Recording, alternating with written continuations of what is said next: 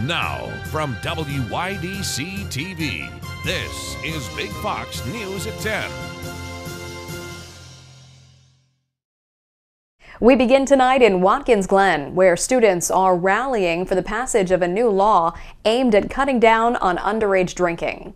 Big Fox's Matt Kleindens joins us from Corning with details of this proposed legislation. Good evening, and local high school students are teaming up with the county DA and sheriff's office to pass the social host law with the goal of cutting down teenage drug and alcohol use. When kids talk, adults usually listen. Local teens are taking action to address drug and alcohol use among their peers. On Monday night, members of the Schuyler County Coalition Against Underage Drinking and Drugs lobbied for the social host law to county representatives. It was kids that brought this to us and said, we think there's a real problem with underage drinking and we would like a local law. The social host law would target adults who knowingly host parties where underage drinking and drug use is taking place. According to District Attorney Joe Fazzari, penalties will range from a violation with a small fine to a misdemeanor charge with up to 6 months in jail. It will hit these adults in their wallet and they'll be able to say, it's not worth it for me to hold a party. Put aside the tragedy that can come from it.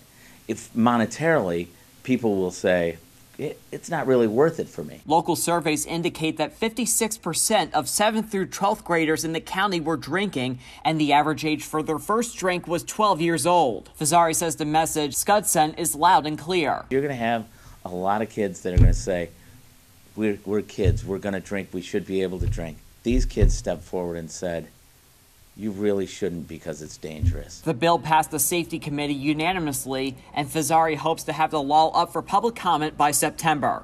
Matt Kleindens, Big Fox, WYDC in Corning.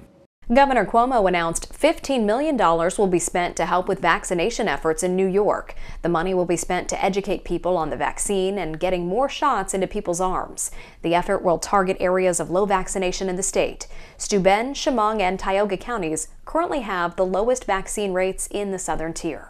The Shaman County Fair will make its return next Wednesday. The fair is coming back at a smaller scale after taking a year off due to COVID concerns. Some of the events on tap include demolition derbies, wrestling, and truck and tractor pulls. Social distancing will be encouraged at the fair. The event runs from August 4th through the 8th. Some people who have contracted COVID-19 are finding that they're dealing with new symptoms and lingering COVID symptoms long after they've gotten over the virus. Evan Axelbank reports on a new national decision that should help these patients.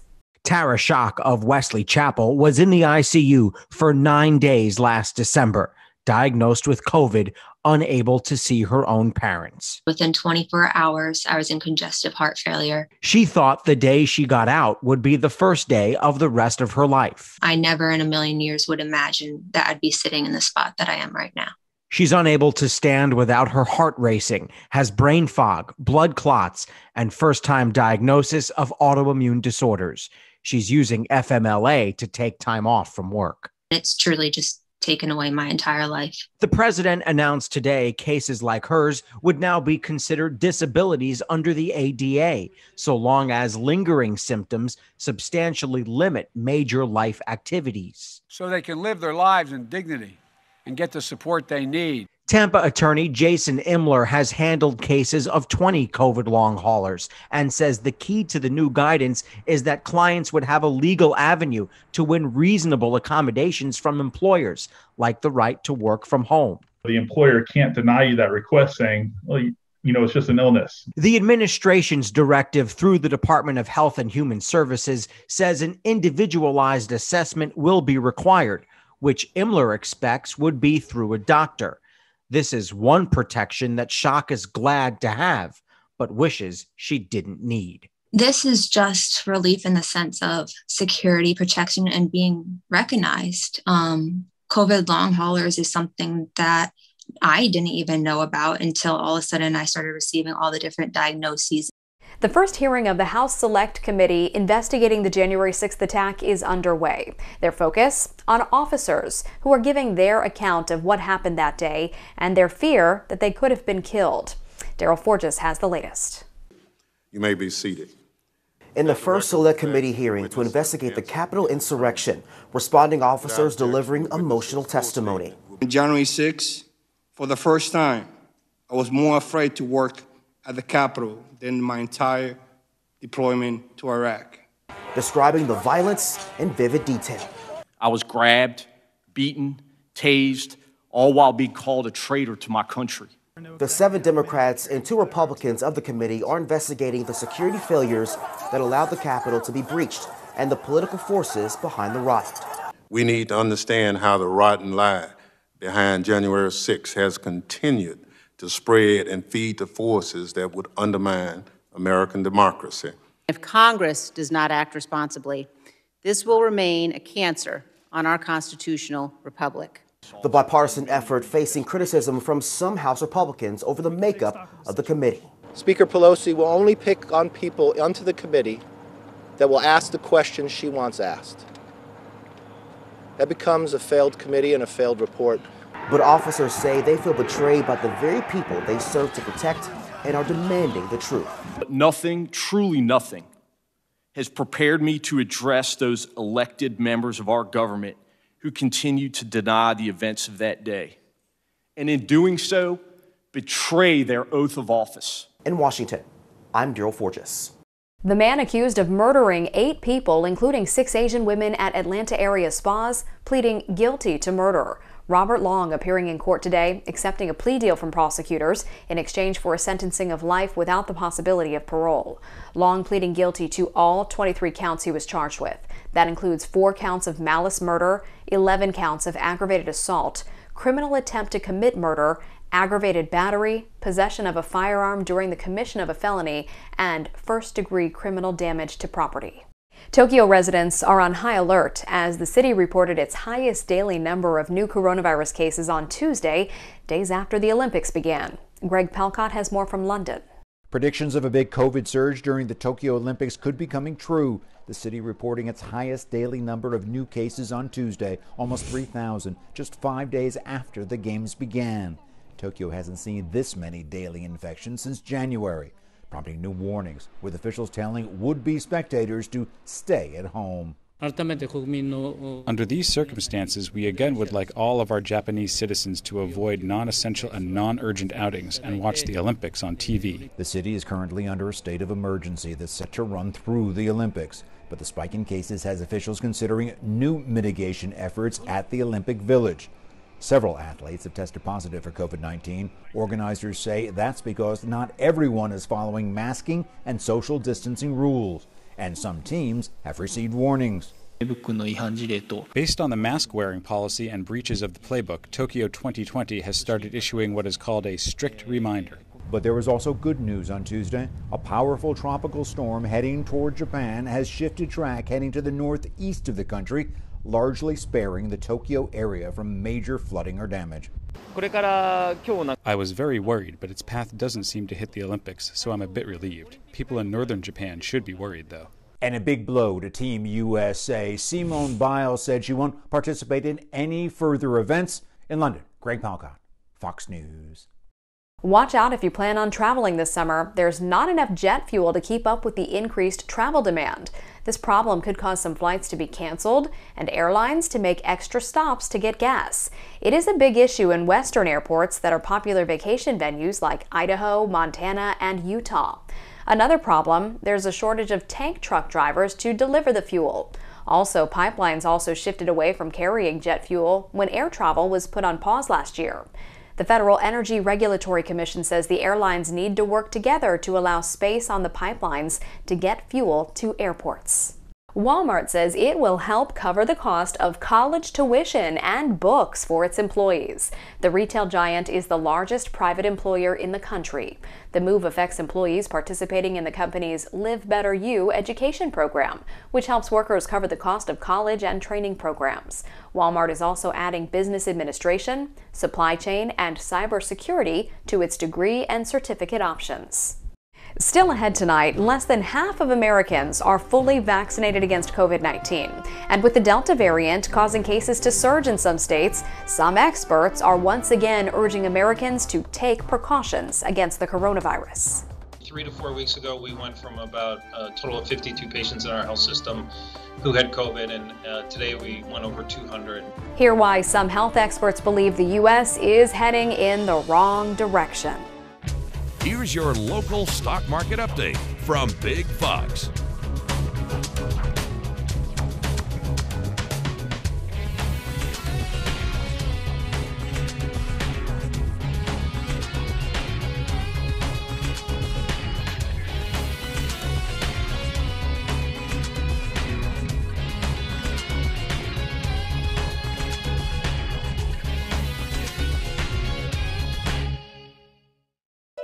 Now, your Twin Tiers forecast from Big Fox.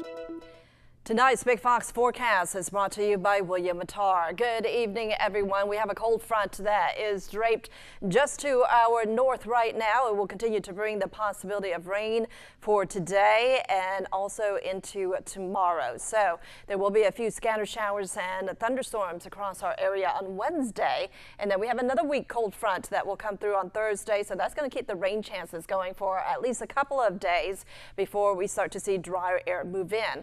Our dew points right now around 61 degrees, so it still is very muggy out ahead of that front, but we are expecting drier air to move in with our next cold front that will come through on Thursday. So by Friday, our dew points will drop down into the 40s, and this will be significant because this will allow those overnight lows to drop down into the 40s on Friday night into early Saturday. So it's going to be pretty chilly as we start off the weekend. Our future radar is showing for tonight, we aren't expecting a lot of activity, maybe just an isolated shower or two, and then as we head into the latter part of Wednesday, there will be a few showers and a few thunderstorms popping up, and then when we wake up on Thursday morning with that next frontal boundary, we are expecting the possibility of a few thunderstorms from Corning into Elmira early in the day, and then scattered showers and a few thunderstorms that could bring some heavy rain later on Thursday. The rain chances will continue through early Friday. Once that cold front comes through, we are expecting a little bit drier air to move in, and so that will translate to the rain ending, and also it's not going to be quite as muggy. But for tonight, with dew point still in the 60s, our overnight lows will only drop down into the mid 60s. So we do have the possibility of a few scattered showers and a few thunderstorms tonight, and as well as the latter part of tomorrow. Highs tomorrow around 80 degrees in Corning, 79 degrees in Elmira, 75 degrees in Perkinsville, 81 degrees for you in Watkins Glen. So temperatures will be a tad cooler than normal, and then we are expecting those temperatures to warm up to around 80 degrees out ahead of that next cold front. Scattered showers and a few thunderstorms that could bring some heavy rain for your Thursday. We dry out on Friday. Along with that next frontal boundary will also scrape away the moisture, so it's not going to feel humid at all. In fact, there will be several of us who will see lows in the 40s early on Saturday. Temperatures over the weekend quite pleasant. Highs will be in the mid to upper 70s, and overnight lows will be in the 50s over the weekend. As we head into next week, that cool air will stick around, so we only warm up to around 75 degrees on Monday and Tuesday. Less than half of the U.S. population is fully vaccinated against COVID-19, and with the Delta variant causing cases to surge in some states, some experts are once again urging Americans to take precautions against the coronavirus. Mandy Gaither has the latest in today's Health Minute. The U.S. heading in the wrong direction, with new COVID-19 cases climbing once again. Hospitalizations in some states are up as well, including Florida. 3 to 4 weeks ago, we went from about a total of 52 patients in our health system who had COVID, and today we went over 200. The chief medical officer at Miami's Jackson Memorial Hospital says more than 90% of the COVID-19 patients being admitted there are unvaccinated. The group of patients who are being admitted who are vaccinated, they have other medical problems and are on certain medications like immunosuppressants that make them more vulnerable even though they have been vaccinated. Last week, a White House official saying the Sunshine State, along with Missouri and Texas, account for more than 40% of new COVID-19 cases in the U.S. Meanwhile, less than half of Americans are fully vaccinated. A recent poll of unvaccinated adults shows 45% of those surveyed were definitely not going to get a shot. by people saying, I'm not going to get vaccinated, they're actually choosing to endanger everybody else, and they're prolonging the pandemic. With about 46% of the U.S. population living in a community the CDC now considers to have high COVID-19 transmission, health experts are urging caution. Vaccinated people, stop thinking that we're fully protected. We're very well protected, but as long as there are people around us who are continuing to spread COVID-19, that's actually making us less safe. For Health Minute, I'm Mandy Gaither. A martial arts studio near Charlotte, North Carolina is reporting more than 30 positive COVID-19 cases. Most of those testing positive are children. Others are vaccinated adults. Everyone appears to be recovering from the illness. Elsa Gillis reports the studio's owner thinks such outbreaks will be inevitable as students return to in-person learning. The owner here says they've been in contact with the health department and have been advised to close down for this week, to stop camps and move classes online. And we were closed the week of after the 4th of July for that week, and the 2 weeks after that, we had a number of cases. Conrad Hartle is the owner and head instructor at King Tiger Taekwondo of Lake Norman. He says out of about 450 people they've had in their facility, they had 26 kids that were out sick, reporting they had a positive COVID-19 test, in addition to 5 adult staff cases. All of those employees are fully vaccinated. Most of the kids, to my knowledge, had headaches. Some of them had some upset bellies, but really only for about a day or so. So we're expecting everybody to be fine. Haven't heard of any lasting problems from anybody. He says this is the first time they've really dealt with this issue since the pandemic started. And we haven't had any problems until now. So, but there's going to be problems. It's going to happen in the schools. There's going to be, if COVID is as prevalent as it is, it's going to happen. I mean, it's inevitable. And over a year into the pandemic, just weeks before students return to school, it's another clear example that the virus is still with us. It's still out there. And we're still following protocol, so we still have, the kids when they're inside, and the instructors have to be masked for the camp environment. When they were in their actual Taekwondo class, we would allow them to remove their mask if they had trouble breathing, doing the strenuous exercise and stuff. He says they still have sanitizing stations and are wiping down equipment. They had stopped temperature checks, but have since brought that back as another layer of protection. I think, we've had a pretty darn good result as far as until just recently. Yeah. So hopefully it's just going to be an aberration and we'll get back to business as usual. Hartle told me after closing down this week and moving online, they've been advised that they can reopen in person next week for those who have cleared quarantine protocol. Back to you. An Oklahoma woman gave birth to a rare set of triplets. They're identical. They spent the past 2 months in the neonatal intensive care unit, but as Patrina Adger reports, they're all home now. They were born at 29 weeks, so they were all a little over 2 pounds, so they were really small. Small but mighty and growing every day. Aspen, she actually got to come home first. The other 2 was still in the NICU, so that was really hard. The Norman family all together now, Stephanie, TJ, and 2-year-old Wyatt, adjusting from a family of 3 to 6. Stephanie giving birth to rare identical triplets on June 2nd. They all each had their own sac. So since they all shared one placenta, that made them identical. The news of 3 more babies coming as a huge shock to these high school sweethearts. We were ready to start trying for one more. We wanted one more and we were hoping it would be a girl, and then we were surprised we got 3 girls.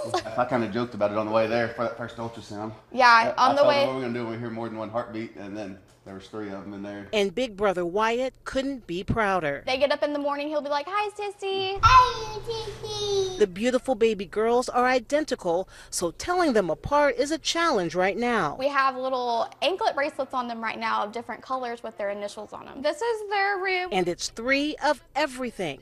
Cribs, a 3-seat stroller, closet full of diapers, and lots of diapers. A life the Norman family is grateful for. Cicadas are making their presence known across the U.S. yet again. Only this time it's not the black-bodied bugs with red beady eyes. Those guys only appear periodically. These are the green, screaming cicadas, and they emerge every summer. They're a slightly larger species than their black counterparts. They're also called Dog Day cicadas because they appear in the hot summer months. The Dog Day cicada usually starts showing up in early July and can stick around through October. Reality TV star Kyle Richards got chased by a bunch of bees in her Beverly Hills backyard. She jumped in the pool to escape them, and she had to go to the hospital because she is allergic to bee stings, but she's okay now. Jeannie Mose has that story. This is the story of how one of the Real Housewives of Beverly Hills became a desperate housewife and had to jump in the pool to escape bees. Kyle Richards ended up in the hospital because of her bee sting allergy. Usually, she seems allergic to her fellow housewives. Yeah, you do not want to go there. But where she went was her yard, where she says she walked into a beehive. Kyle later posted the security camera video of the bees chasing her on Instagram. My family wasn't home, and for whatever reason, the people that work for me couldn't hear me screaming for help. Plus, she couldn't get her EpiPen to work to block the allergic reaction. Throughout the reality show, she's talked about her fear of bees. Ah, bee! Oh my God, there's a bee. I'm so sorry. There's a bee! Is that a bee? And her co-stars have teased and imitated her. Wait, is that a bee? Where's my EpiPen? And now it's actually happened. I was screaming, help me, oh my God, oh my God, oh my God. She felt bees still in her hair, so she jumped in the pool. First responders answered her frantic calls, and off she went to the hospital, where she recovered quickly and, when she got out, was able to pose with her rescuers. The last celebrity to be publicly covered with bees tried to attract them. Angelina Jolie was posing for National Geographic on World Bee Day. They actually dabbed pheromones on her to lure the bees. Everyone else wore protective gear, but Angelina posed for 18 nearly motionless minutes without a sting. In reality, the tables were turned on the reality show housewife, who's normally the one who stings like a bee. You are so sick. You are pathetic, okay? Jeannie Mose, New York. We want to leave you with a smile tonight. A California woman thought she was just going to surf with her boyfriend, but he had a big surprise in store. 34-year-old Alex Newsom popping the question while the two were out in the water. 29-year-old Megan Sharp noticed while they were in the water that a friend of theirs was on a jet ski nearby. After chatting for a few minutes with their friend, Newsom hopped onto the jet ski and got down on one knee, his friend handing him the ring. Sharp happily said yes, receiving Newsom's great-grandmother's ring from the 1920s. From our whole team, thank you for joining us. We hope you have a great night.